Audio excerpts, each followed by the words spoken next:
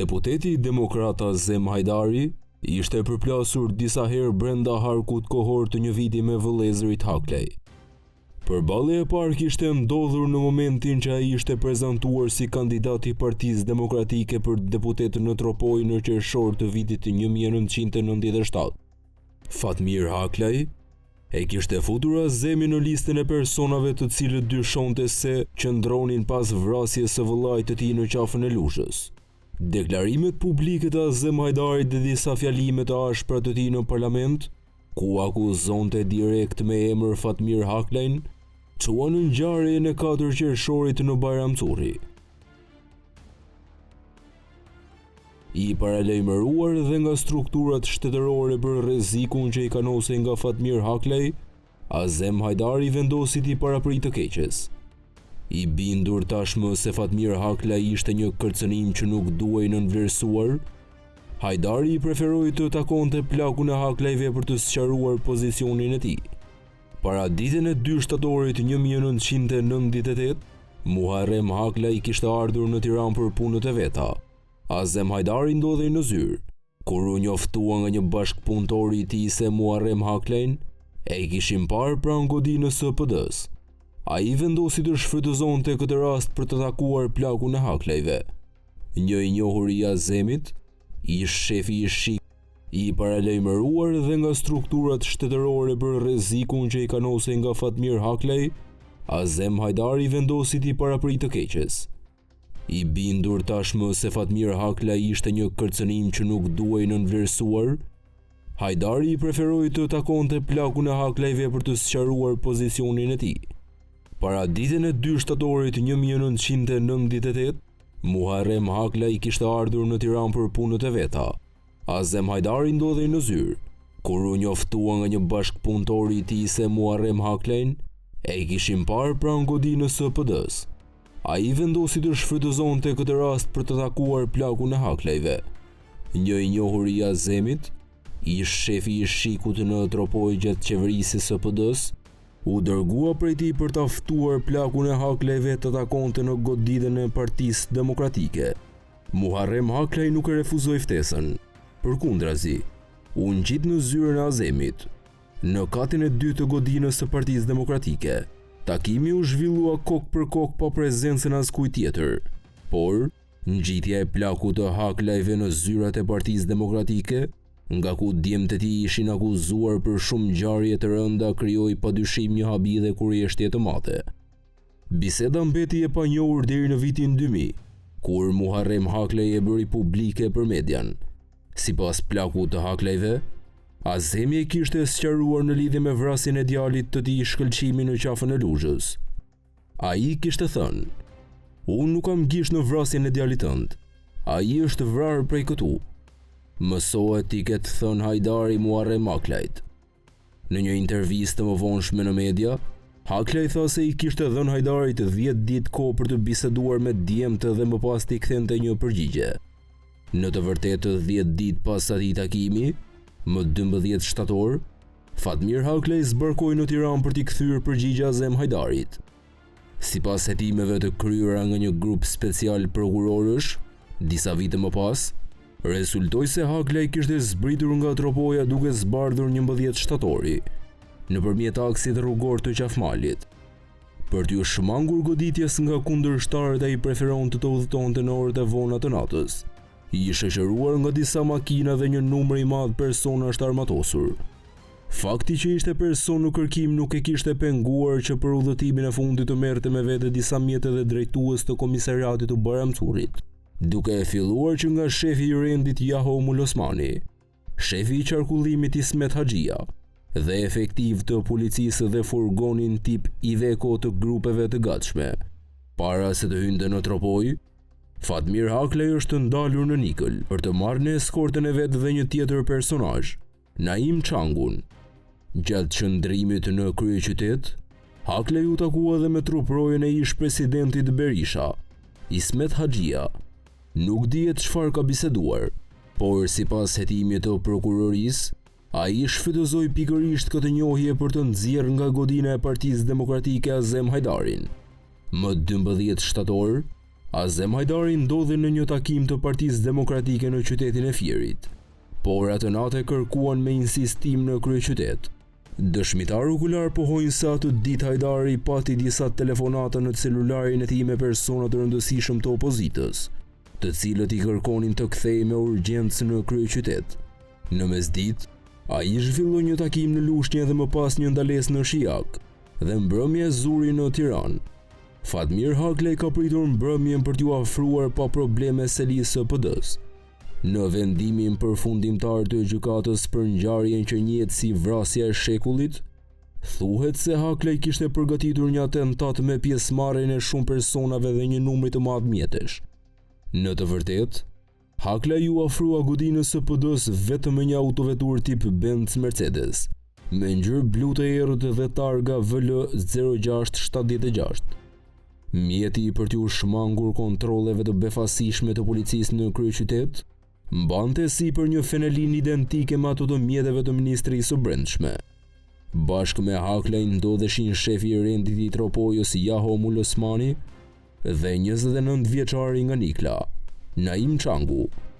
Pavarësisht dëshmive të shumta apo deklarimeve të ndryshme, askush tjetër nuk ka qenë me Haklej në atë mbrëmje. Rreth orës 21:13, Azem Hajdari doli nga selia e Partisë Demokratike krejt papritur dhe me një shqetësim që e shfaqte haptazi në fytyrë. Dy troprojet e tij, Zenel Neza dhe Besim Cera, ishin të ulur në një lokal para godinës së PD-s dhe sapo e pan të dalë janë bashkuar nga pas pa e ditur se ku po shkonte. Në momentin që ai ka mbërritur aty ku sot ndodhet memoriali përkujtimor, ka shkëmbyer disa fjalë me Fatmir Haklejn, i cili si zakonisht ishte i veshur me uniform kamuflazhi dhe në duar mbante një Kalashnikov. Përpara se të dëgjoheshin të shtënat e para mes Hajdarit dhe Haklejt ka patur një konfrontim fizik. Jaho Mulosmani është futur mes tyre, por ka qenë tepër vonë. Fatmir Haklej tashmë i kishte marrë vendimin për të tërhequr këmbëzën e Kalashnikovit. Nga breshëria e Haklejt mbeti i vrarë Azem Hajdari dhe truproja e tij Besim Cera. Truproja tjetër, Zenel Neza, për fat të mirë vetëm u plagos. Në momentin që Haklej e hapi zjarr mbi Azemin, në rrezën e të shtënave të tij ishte edhe Naim Çangu. 29 vjeçari nga Nikla mbylli sytë vetëm pas disa orësh në urgjencën e qendrës spitalore universitare Nën Tereza në Tiranë. Pas breshërisë së parë, Haklej nuk humbi kohë, por tërhoqi zvarr deri në autoveturën e tij Naim Çangun dhe u largua me shpejtësi. Fillimisht, Benzi i tij u nis drejt bulevardit dhe më pas mori drejtimin e rrugës së Librës. Një shirrë besh që nisi me njëherë pas ngjarjes si krijoi një tjetër avantazh Fatmir Haklejt, duke i dhënë mundësi të largohej qetësisht nga kryeqyteti. Në vend ngjarje u gjet dhe një pistolet me silenciator, e cila nuk kishte kryer qitje.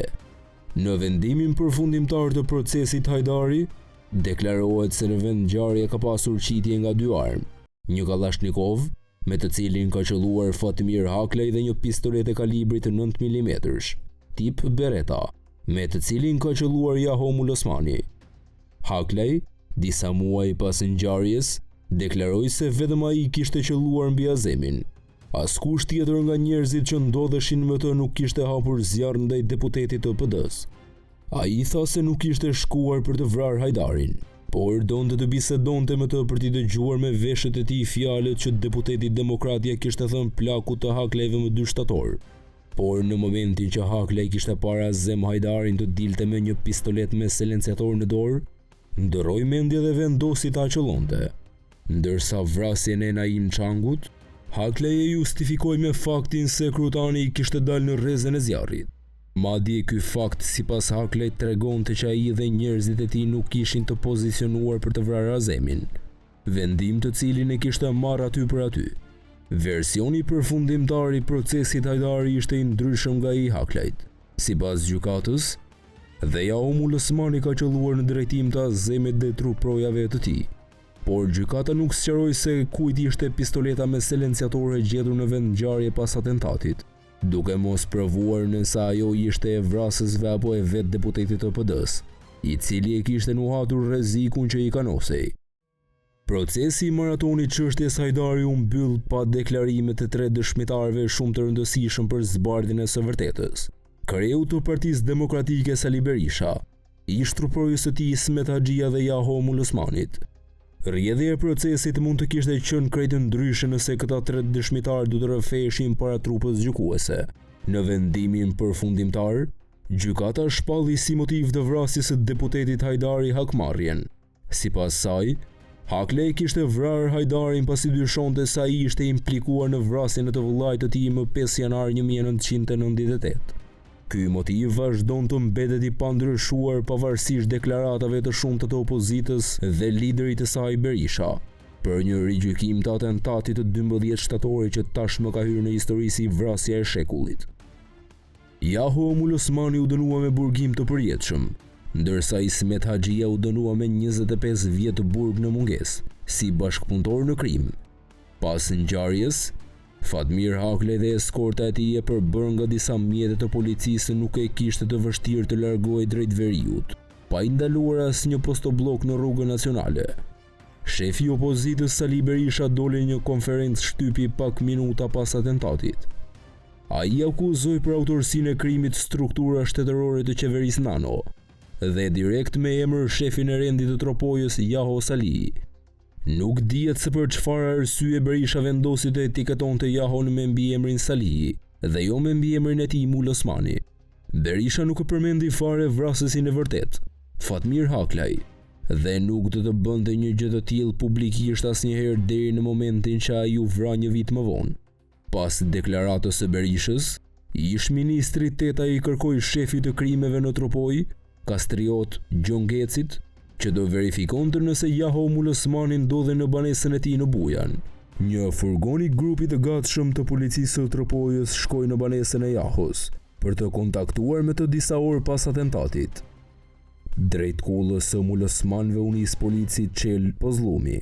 Në vend të Jahos atij doli përpara babai i tij, Salim Osmani, që punonte si shofer në degën e shikut në Bajram Çurri.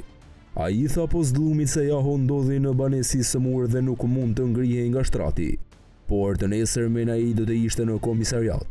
Këtë përgjigje Pozllumi ja raportoi shefit të krimeve Gjongecaj, ndërsa ky i fundit e përcolli te ministri Teta. Jaho u paraqitu në detyrë dhe nëpërmjet telefonit të zyrës së OSBE-s u lidh me ministrin Teta, ndërsa Haklej, pasi kishte kryer vrasjen e shekullit, ishte kthyer në kullën e tij në Kërnaj, për të ndjekur nga ekrani i televizorit ato që ndodhi në orët në vazhdim.